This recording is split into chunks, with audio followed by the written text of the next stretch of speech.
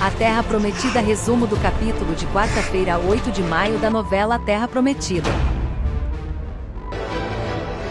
Já curta o vídeo e se inscreva no canal para não perder os próximos resumos da novela. Josué diz a Mara que o prisioneiro insiste em falar com ela. A vilã fala que não sabe o que Racal deseja falar.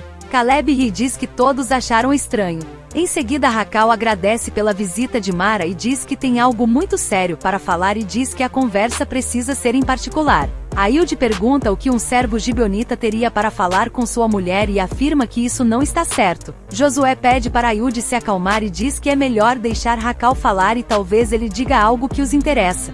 A jararaca fala que deseja ajudar Josué e entender o que está acontecendo. Em seguida, ela pergunta se Racal ficou maluco e diz que todos irão acabar desconfiando dela. Racal afirma que vai contar que foi ela que o ajudou no rapto e tenta chantagear a vilã, e pede para ela ajudá-lo a fugir. Mara fala que Racal enlouqueceu e Racal insiste e diz que ela precisa ajudar ele a fugir e diz que sabe que a pena para o crime que cometeu é a morte por apedrejamento. E diz que Mara não pode permitir isso. A vilã começa a passar a mão no rosto de Racal e fala que é muito bondosa e vai dar a ele a chance de ter uma morte menos terrível. E em seguida começa a sufocá-lo até a morte. Em seguida ela grita por ajuda, fingindo que o cananeu passou mal. Darda se aproxima e avisa que Racal está morto. Em Jerusalém, Mireu pergunta o que Úrsula veio fazer em sua casa e a princesa diz que só volta ao palácio depois que o pai desistir de casar com a taberneira. Mireu fala que o rei irá punir com a morte quem abrigar Úrsula. Úrsula diz que sente muito,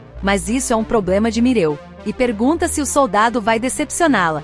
Sem saída, Mireu diz que ela pode ficar o tempo que precisar. Úrsula fala que Mireu pode ajudar ela a pensar em algo para o seu pai desistir de casar com a taberneira. Mireu diz que será um imenso prazer ajudar. No acampamento, Orias diz a Milá que nunca mais vai tirar os olhos de seu neto. Orias se mostra arrependido pelo que fez no passado e Milá diz que por mais que tenha sido difícil, eles permaneceram juntos. Orias olha para o pequeno Boaz e diz que tudo valeu a pena. Josué pressiona Mara e pergunta o que Racal falou antes de morrer. A vilã mente e diz que Racal pediu perdão pelo seu pecado. Ailde questiona o porquê. A jararaca fala que deu um grande exemplo de fé durante o tempo que ele serviu em sua tenda. Ailde pergunta que exemplo de fé foi esse e ela continua a mentira e diz que falou muito sobre Deus e pediu para ele se afastar da idolatria. Josué diz que pelo visto o exemplo de Mara não adiantou muito, porque Racal quase sacrificou um inocente. Mara fala que não se deve confiar nos estrangeiros e diz que eles não deviam ter aceitado os gibeonitas no acampamento. Caleb não acredita nas palavras de Mara, e pergunta o que mais Racal disse, e fala que eles sabem que Racal teve um cúmplice.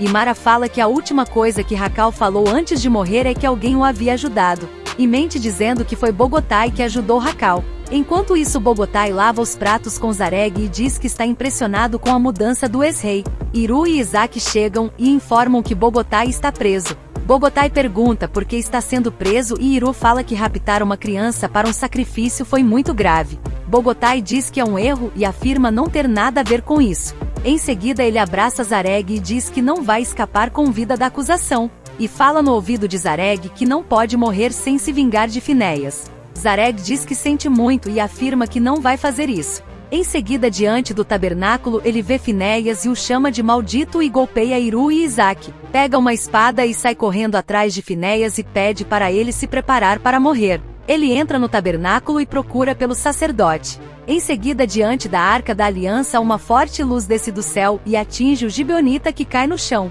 Enquanto isso, do lado de fora, Iru fala que Bogotai não podia ter entrado no tabernáculo porque só os sacerdotes podem entrar no lugar santo. Isaac pede para Iru ir avisar Eleazar. Eleazar é avisado e fala que se Bogotai entrou no Santo dos Santos, certamente não está mais vivo. Iru fala que não conseguiu impedir e conta que Bogotai pegou a espada de Isaac e gritou que queria ferir Finéias. Finéias fica surpreso. Iru diz que teve a impressão que Bogotai não queria morrer sem antes fazer mal a Finéias. Eleazar fala que isso é muito grave e diz que o filho corria perigo há muito tempo. Finéias diz que Bogotai sempre pareceu tão sincero e não consegue imaginar o porquê desse ódio. Eleazar fala que uma tragédia poderia ter acontecido e segue para o local sagrado. Em seguida, o sumo sacerdote encontra o gibeonita morto. Josué se reúne com os hebreus e fala que, pelo que Racal disse a Mara, Bogotai foi seu cúmplice no crime do rapto. Caleb fala que se Racal não tivesse morrido pelo ferimento que sofreu, sem dúvidas receberia pena de morte como punição.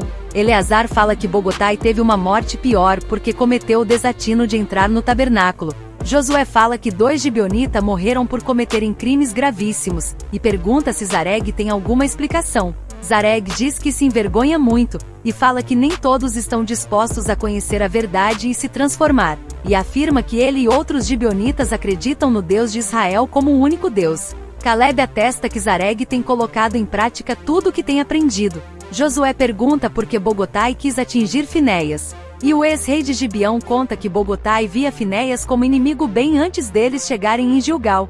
Finéias fala que não entende e Zareg diz que tem a ver com a midianita Cosbe. Quemuel tenta se explicar com Leia, e diz que não sabe o que aconteceu, mas dá sua palavra que nada aconteceu. Leia fala que viu com seus olhos e agora está dentro do seu maior pesadelo e não consegue mais sair dele. Quemuel garante que não fez nada de errado, e diz que se sentiu mal e acabou dormindo, e quando acordou Iana estava ao seu lado. E diz que ela tem que acreditar nele. Leia fala que vai acreditar na verdade que viu com seus olhos e se recusa a perdoá-lo. Leia fala que está muito ferida e diz que achou que o marido tinha mesmo mudado. Quemuel fala que não vai descansar enquanto não provar que tudo foi um engano e uma armação traiçoeira. Leia pede para Quemuel se dar por satisfeito por ela não o entregar para os sacerdotes e para Josué, e afirma que o marido merecia a morte. Enquanto isso, Iana conta que foi agredida e que quando acordou estava na cama de Quemuel com Ileia gritando desesperada e diz que não sabe como aconteceu e pede para Darda acreditar nela.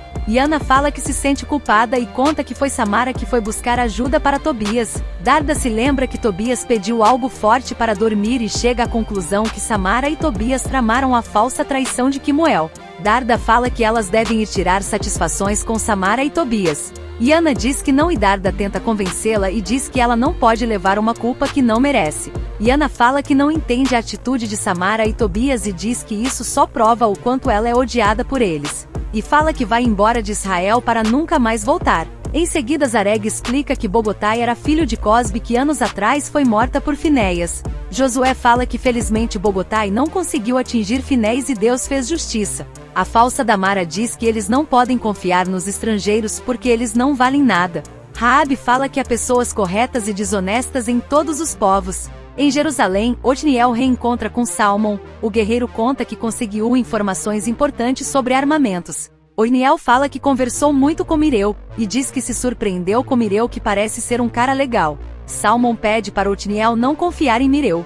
Ayud leva uma jarra com leite para Mara. Ao colocar no copo ele percebe que o líquido é sangue. Ayud fala que é sangue do homem que ela matou e a chama de bruxa e feiticeira. Mara chora e pergunta como ele descobriu. E em seguida ela acorda assustada do pesadelo. Em seguida, Josué diz que tem uma surpresa para mostrar a Zuma. O guerreiro núbio se emociona ao reencontrar Mandisa e Bomani, sua esposa e filho. A mulher conta que eles foram escravizados pelos cananeus, e diz que 2 hebreus interceptaram a caravana de escravos para entrarem na cidade e depois libertaram todos os escravos e Salmon aconselhou eles irem ao acampamento hebreu.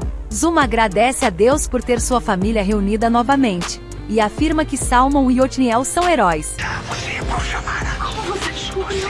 A novela Terra Prometida está emocionante. Se você assiste e gosta da novela, se inscreva que aqui no canal todos os dias tem os resumos diários. E participe comigo deixando seu like e o seu comentário. Obrigada por assistir, e até o próximo vídeo.